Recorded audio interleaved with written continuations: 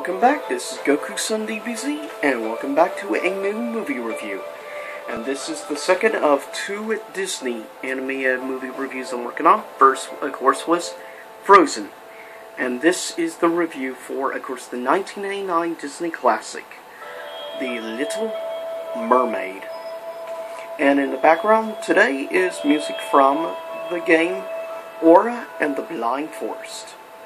Of course, exclusively to Xbox One. But with that said, we have the classic, of course, Disney fairy tale about this young mermaid, of course, daughter of course, the great King Triton. With, of course, a Triton. But we also, of course, have our classic villain in this film, of course, Ursula, the Sea Witch. But it all begins with our dear Ariel is traveling to look at the sailors, and has always been quite curious about us humans and land outside of the sea. And as she likes to call things, we have like thingamabobs, or doohickeys, or whatchamacallits, and other interesting title names for our things. But, yeah, interesting names.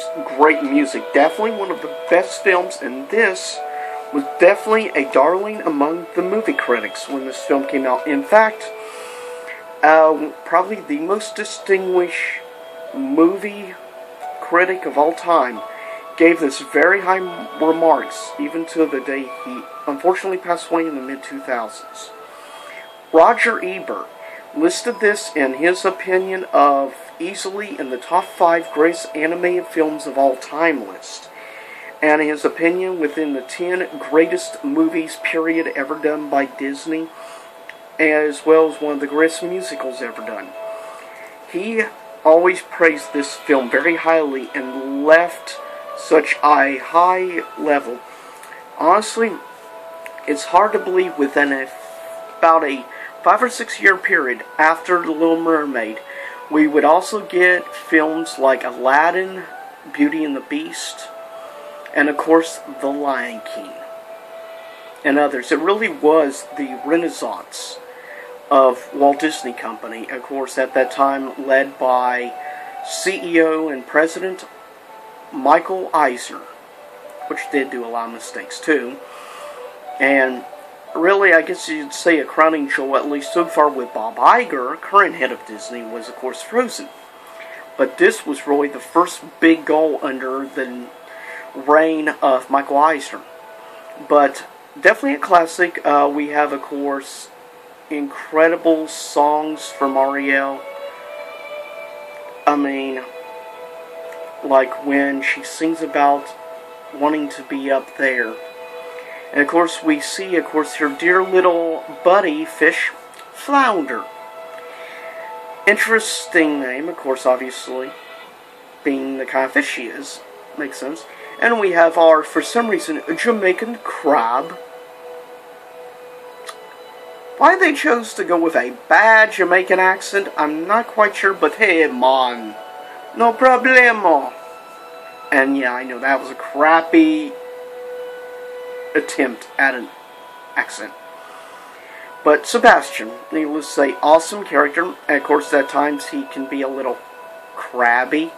Yes, I know that was a very bad pun. I make a lot of bad puns, so you have to forgive me for that one. But he also tried to convince Ariel about life under the sea is truly greater, after all. And then we would get the renowned song Under the Sea. Darling, it's wetter down, darling, it's better down where it's wetter, take it from me. Up on the shore they work all day, under the sea we get to play. So yeah, definitely memorable words, and that's one of those songs that most people can usually remember word for word. And it will also get nominated of course, at the Oscars for Best Musical Number with, of course, Under the Sea, and would, if I remember correctly, would end up winning that Oscar. It also got a nomination at the Grammys as well. It got, if I remember precisely right, it's been a while since I've checked, but if I remember, it got like 3 nominations at the Oscars. And it definitely deserved all of the nominations at the Oscars that it got, as well as at the Golden Globes and the Grammys. But incredible film, incredible piece of art. The music was great. The voice acting work was good. There was a couple of questionable things, like the background art of, say, the city of Atlantis and the whole priest and stuff on deck at that marriage thing. But anyways, she ends up going to, of course, our antagonist, and our antagonist being Ursula. Now, in the actual fairy tale and stuff of The Little Mermaid, which is based off, of course, the German fairy tale, Ursula was actually sister to King Triton. Interestingly enough, so Ariel's aunt. And of course, her dear little beloved eel fish.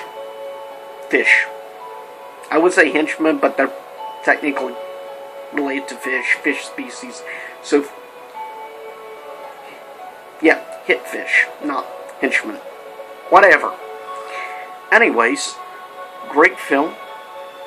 And I loved the job of Ursula. Great antagonist, maybe one of the best, and would get respected obviously later on, being in, of course, Kingdom Hearts, which is an incredibly fun series, I might add. I love freaking Kingdom Hearts. And I've done it in the future. I plan on doing more gameplays from, of course, Kingdom Hearts Dream Drop Distance HD. So you can expect in the near future some more gameplays of that, as well as more gameplay from, of course, Rhyme. But anyways, I digress. And she ends up having to sign a ironclad contract, must get kissed by her love, a kiss of love, within a 3-day period, or she basically becomes a servant or an unfortunate soul indebted for eternity to Ursula. And she gives her a pair of legs and takes away the fin, obviously, so she can go up to land to meet that prince, but at the same time would steal her voice. Yeah. And Ursula is like, you still have your looks. Yeah, as you're good looking, but no voice and legs, basically whatever to be a man yet. That's one of the few negatives I see about The Little Mermaid. Not exactly the best overall. Some of the values and certain elements here and there in the film, but for the most part, still incredible film. If you can ignore that little thing. But anyways, onwards. But anyways, we end up seeing, though, later on, Ursula decides to interfere because she feels getting too close to getting the kiss. And so she takes the form of another human and uses the voice of, obviously, Ariel to steal. And we see getting ready to get married at the wedding on that boat. Ariel tries to stop. Anyway, things don't turn good overall. And she takes away the legs and stuff, but makes a deal in order to get things back. In the end, she also screws over King Triton, takes the Triton, becomes a giant, and in the end, though, the prince gets free of the spell he's under. He helps out Ariel, and he rams the ship, the sharp part of the ship deck, right into Ursula and kills Ursula. So she ends up dying in the end. And also, King Triton realizes how much he really loves and cares about his daughter, Ariel. So he ends up using the Triton to give her legs, and she ends up, of course, getting married. And then we get for some reason later on, several years down the line, a direct-to-video sequel of Little Mermaid 2 involving Ariel and, of course, her husband's daughter and the younger sister to Ursula. Yeah, we would end up seeing a lot of straight-to-DVD sequels. And I know that was all you, Michael Eisner. That was always your style. It's always about a quick buck, not the bigger picture like Bob Iger. But, overall, still, the film has aged pretty well, except for some other elements in the film. The music has aged, and definitely is known as a modern, and maybe even now a Disney all-time classic, and play a big influence given it got to appear in 2 Kingdom Hearts games. A musical thing in the second Kingdom Hearts, but an actual full world in the first Kingdom Hearts game. And I definitely enjoyed that. But on a scale of 1 to 10, what do I give The Little Mermaid? I give, maybe because of nostalgia factor, I give The Little Mermaid a 9.5 out of 10. And you can stay tuned in the near future. I am planning on doing a couple other anime and Disney film movie reviews. So you can stay tuned for that. 2 you can expect in the next couple of months will be a movie review of The Lion King, which I can't wait to do. It's my all-time favorite Disney movie, more or less. Also, you can expect a anime and movie review of Disney's Tarzan. It's another one to expect. And I've debated whether or not, you'll have to let me know if you like it, me to review the straight-to-video sequel to Lion King 2 Simba's Pride. But I'll see you next time. Same YouTube time, same YouTube channel.